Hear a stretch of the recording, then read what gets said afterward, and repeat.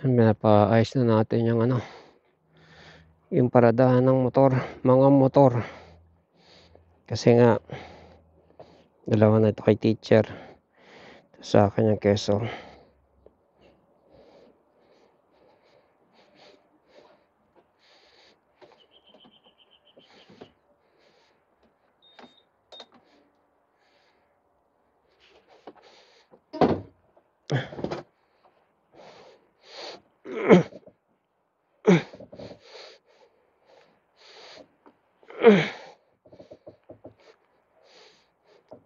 Lumalaginit. Oops.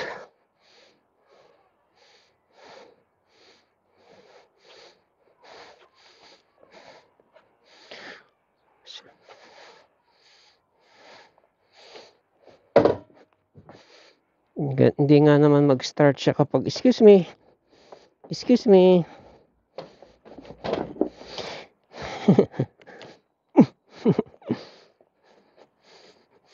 Hindi naman mag-start pag naka-stand. Side stand. Center pwede.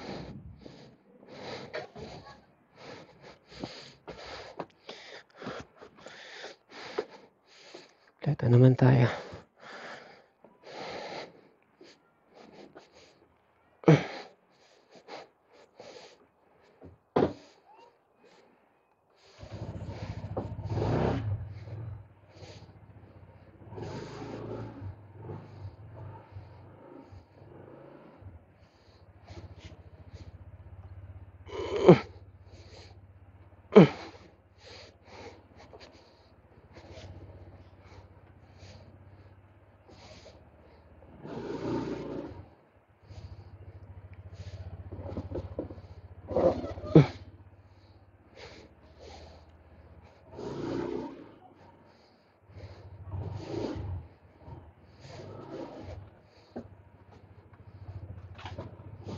Whee!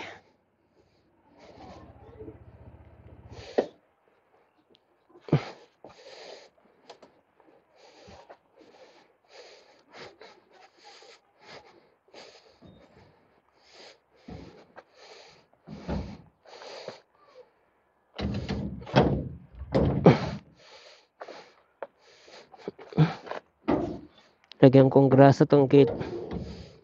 Kasi yung meron kaming malunggay teeth sa likod. Marunong tsimepo na wala kami. Saka siya pumapasok ng bakuran namin. Tapos gumagawa ng milagro. Ang tunay na kanyang day job ay gwardiya. Kaya sabi ko nga kay teacher, galing tumiming ah. Talagang professional. Tumiming yan, wala kami, saka siya naghukay. Naghukay ng basta gumawa siya ng katarantaduhan dun sa likod namin. Pag wala kami, tinatiming niya lagi, wala kami. Minsan kwento ko sa inyo ano yung mga ginawa niya. Kaya ang ginawa namin ni teacher, ginawa namin tahimik yung gate para hindi niya alam na umalis kami or dumating kami, di ba? Kasi ganun sa CCTV yun. Kapag halimbawa may milagro nangyari, titingnan namin yung CCTV. Sabi ko, nagkukwenta kami ng oras. Sabi niya, ni teacher, sakto yan yung umalis tayo ha. Sabi, paano niya nalaman? Kasi dumudungaw siya doon sa makit siya ng bakod ng bubong ng kapitbahay, umapak siya sa yero, tapos dumudungo. Ang tagal niya nag-o-observe, para siyang bosero na hindi mo maintindihan. Basta tumitingin siya sa paligid ng loob ng bakuran namin, di ba? Sabi nga parang demonyong tingin walang gagawing matino Pwede ko naman i-upload yung video na yan. Tawag namin malunggay kasi nagsimula lang yung kumukuha ng malunggay, hindi nagpapaalam. Pwede na magpaalam eh. Bigyan pa kita ng isang tangkay.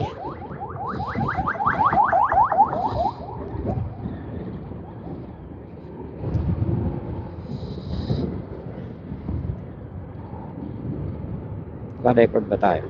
Pa-record. Uy!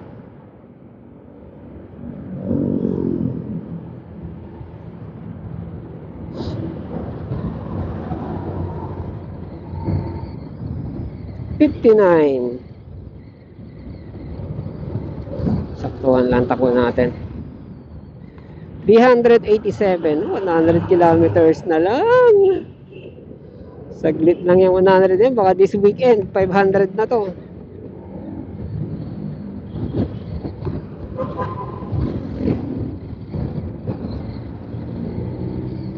Bagay sa lugar natin, wala rin namang masyadong lugar na paghahatawan. Yung nga lang, pag nandiyan na yung lugar, madaling makalimot. Kaya kailangan aware ka. Aware ka sa speed mo. Kasi mabubuhay yung warranty pag bumigay yung makina. Excuse me.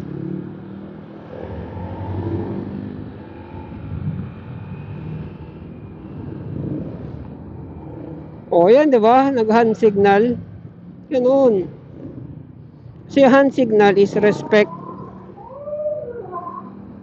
Nagko-command yan ng respect sa driver eh. Doon sa nag-signal Meaning disiplinado siya, di ba? Kaya nga maraming galit sa kamote rider eh.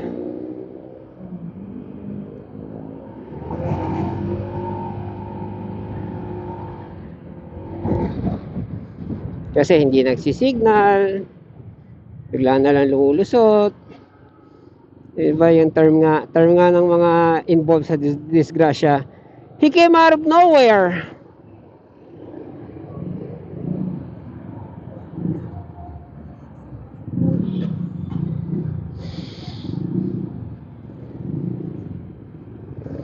Na-invite ako sa kasal ng pamangkin ko.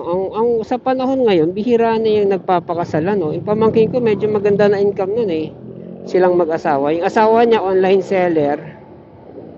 Yung babae. Yung pamangkin ko engineer. Lumipat ng sales. Sales sa pintura something, ganyan. Paint company. Pero graduate siya as engineer. Wala pa silang anak, ganyan. Pero papakasal. So na-invite ako. Kaya lang sobrang liit ng crowd. Ako kasi tiyuhin niya ako. Siyempre pamangkin. Kuya ko, sa lalaki kasi dalawa na lang kami sa 5 lalaki. Yung papa niya wala na rin. Tapos sobrang liit lang talaga ng crowd. Nung in-invite ako ng mama niya, yung hipag ko, video call, tapos magkasama kami ni teacher. Di ngayon si teacher nag-react, sabi niya siya lang. Di nagsalita ngayon si hipag na ewan ko, titinan ko sa kung parang naalangan siya ng sagot kasi nga ako lang pinai-invite. Malay ko ba na mag-i-invite siya nung sinagot ko yung video call, kasama kami ni teacher. Kasama kami ni teacher kahapon sa Loyola, sa sementeryo. Pero talagang hindi talaga kasama si teacher si kuya nga, hindi rin kasama. Wala rin siyang pwedeng isama na babae Oh.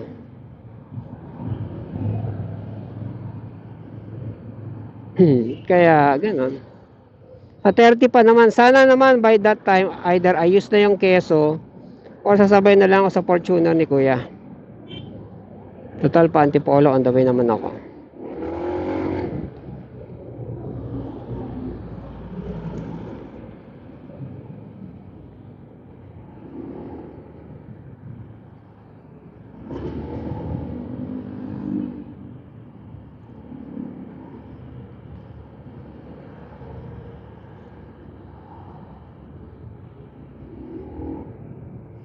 12:47.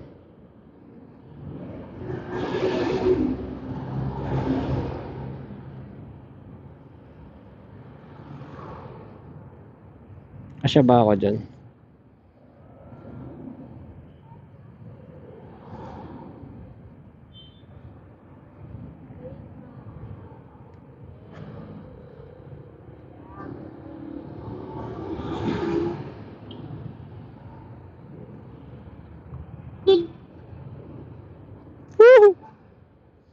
Kailangan ako sumingit sa mga ganito. Yung top box ko malaki. Tsaka hindi ko pa masyado kilala yung sukat nitong Honda na to.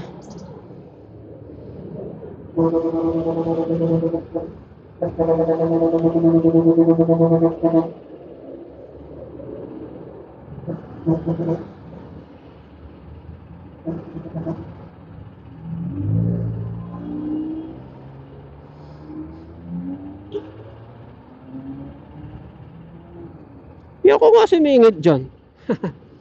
Keso, singit ko dyan.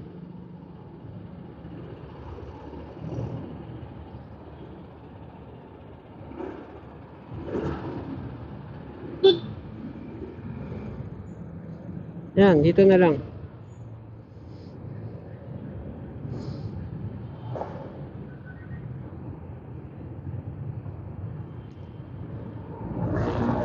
Ganda ng switches na ito, premium.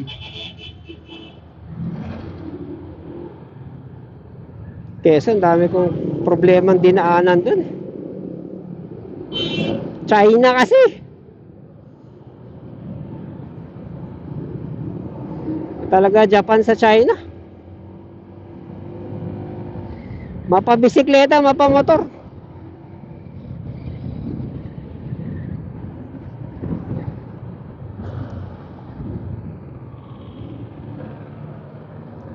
Hanggang ngayon nga, yung 1, 2, 3, problematic pa ako eh.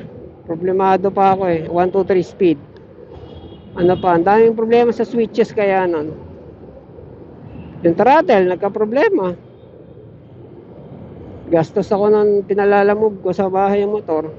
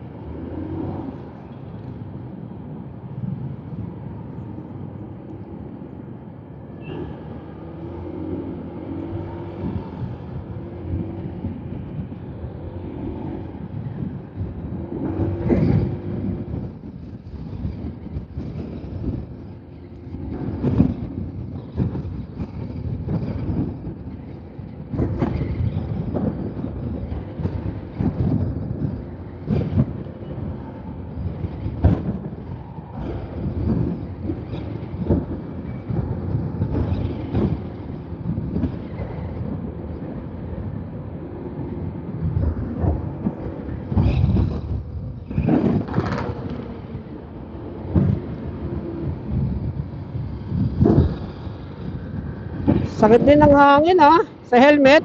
Buti pa tong motor stable.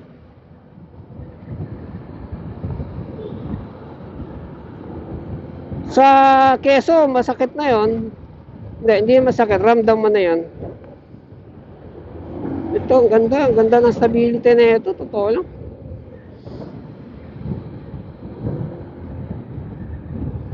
Iniisip ko yung mga design nito, siguro pinapadaan to sa wind tunnel, yung ano, obserbahan mo yung aerodynamics niya.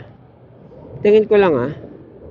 Tapos yung weight ratio, mga ganyan, di ba? Ganda, stable eh. Yung distance ng wheelbase to wheelbase, ganyan, center wheelbase front and back, ganyan. Meron niyang aral na kapag mas maikli o mas ano agile, mas mahaba, mas stable, tipong ganun. Hanapin nila yung bagay sa ano, sa gumagamit.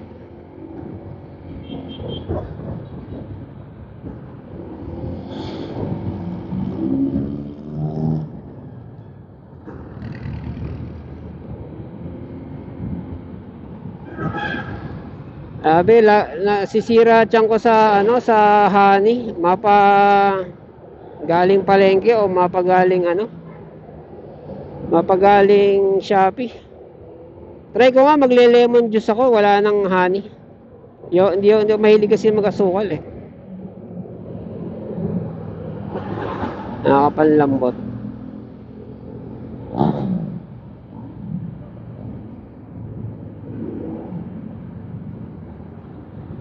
O baka naman sa lemon ako nasisira tiyan ko.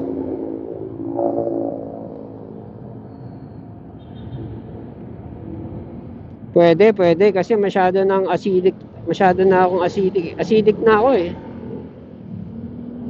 Lemon pa. Palagi ko yun.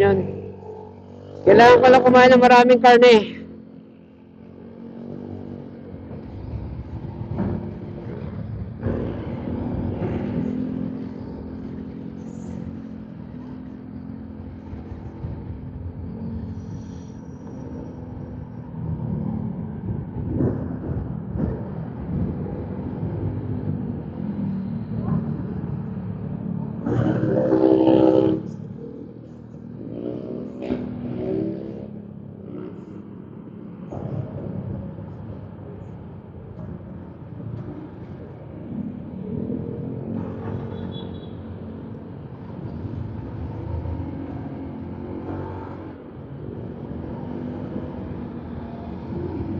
Ano nga, sarap ligo-ligo oh.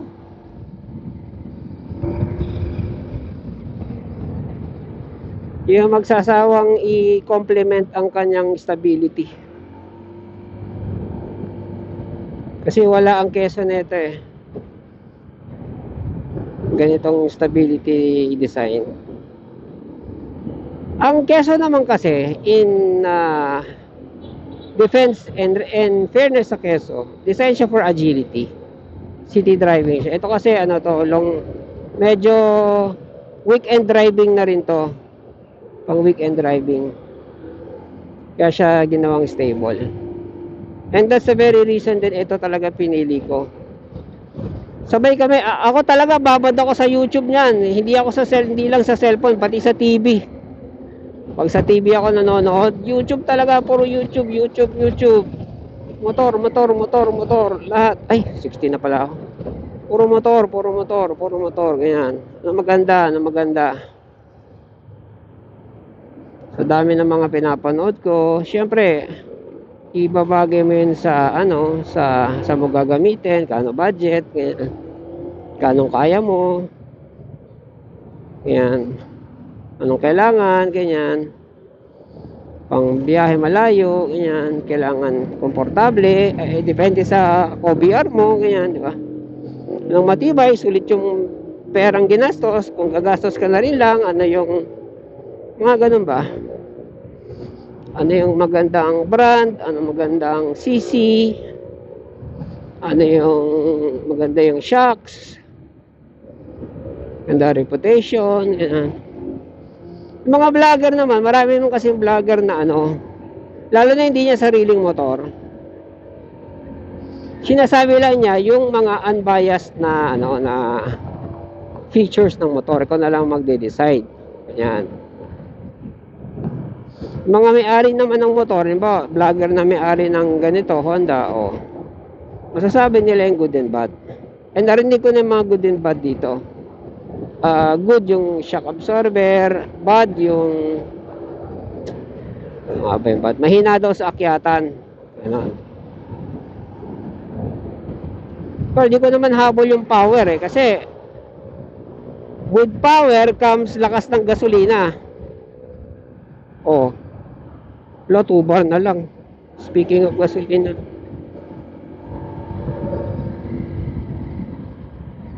O, kita mo, 2 bar na lang.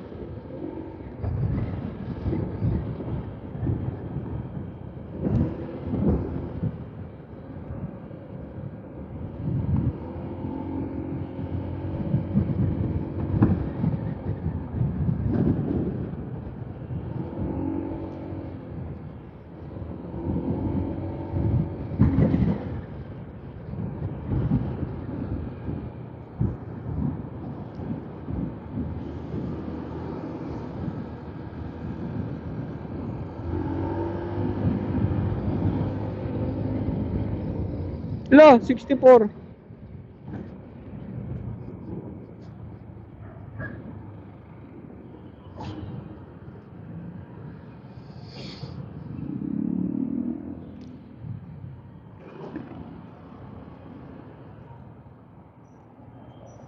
Ganda, Mercedes.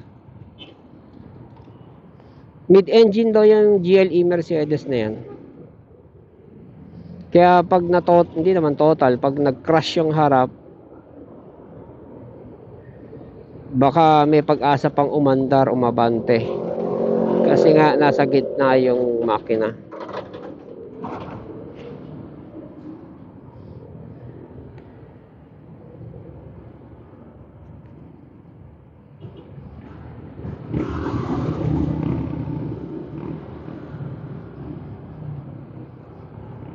Ito, yung mga lubak na yan, sakit sa keso yan eh.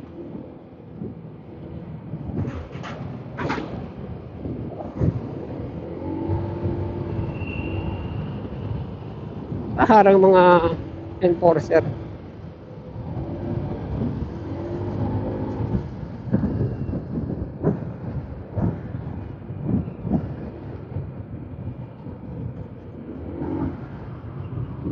Kung naghahanapin ng mga walang helmet.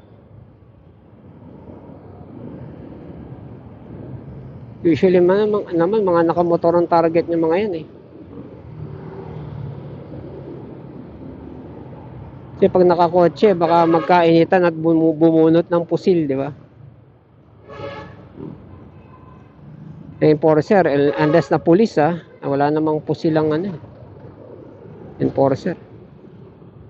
Di buwis buhay pa ngayon sila, gumagawa lang trabaho nila. So motor na lang. Motor, obvious kapag may dala eh. Usually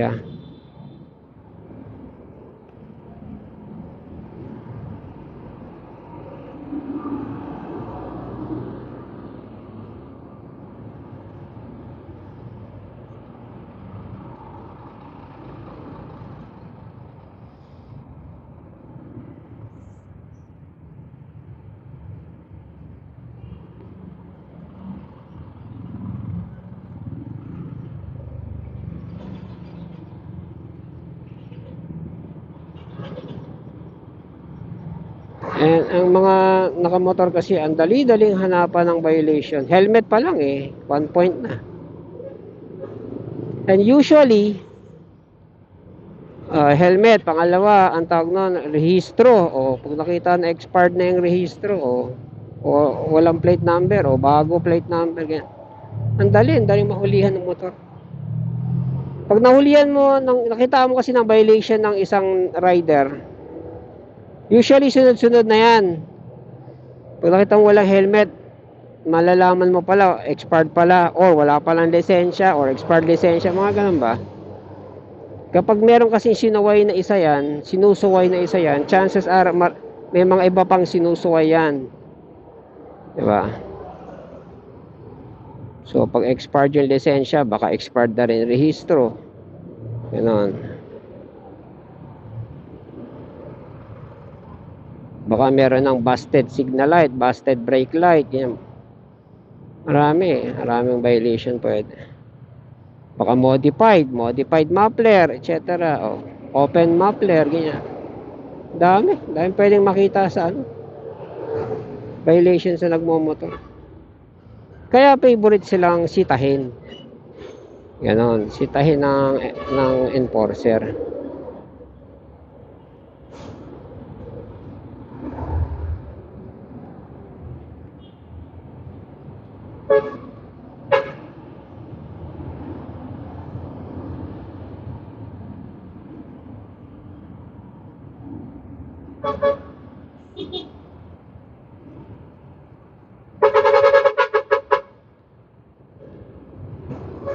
Yan natin, makakasingit tayo rito.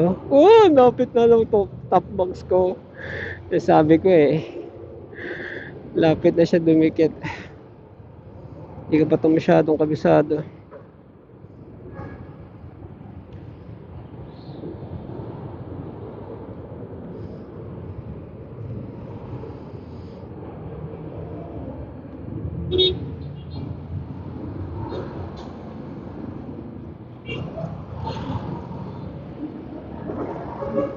Kung mag-U-turn yan, see?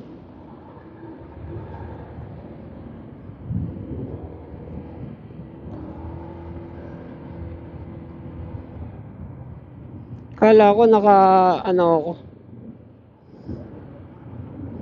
Ay, grabe na usok yun, oh. Diesel ba yun? Smoke belching na yun, ah.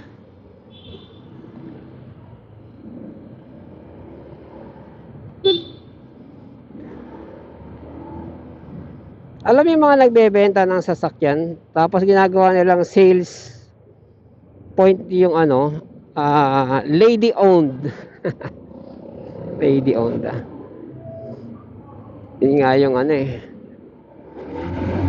Yun nga yung problema minsan. Pamamaya, canola oil na nilagay dyan eh. Hindi naman, in general hindi naman mahilig ang lady sa ano eh, magbuting-ting eh, o mag ano, ng maintenance ba? Maintenance, troubleshoot, etc. Siguro kaya siya ano, kaya siya nagiging selling point is ano, kasi nga ang lalaki brusko, 'di ba? Baka barubal baka ano mag-drive, night rider mag-drive, sports car mag-drive, sports mode lagi. Ganon. Pag lady owned, 'di ba? Maingat, ganyan, naka-cutics pa, ganyan. Pero makina wise, mas maalaga ang lalaki sa makina kaysa sa babae.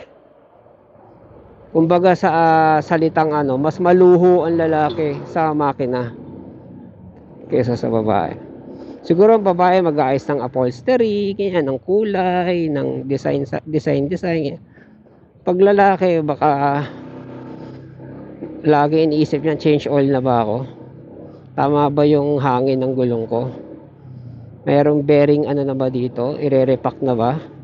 Okay pa ba yung shocks ko? Yung mga ganun technical ba? Yun yung lalaki. Pag babae, parang more on aesthetic. Yan. Kaya selling point siya kasi aesthetic. Tingnan niya sa sasakyan. Yung mga pros and cons ng lady owned tsaka ano, owned ng lalaki. Pre-owned.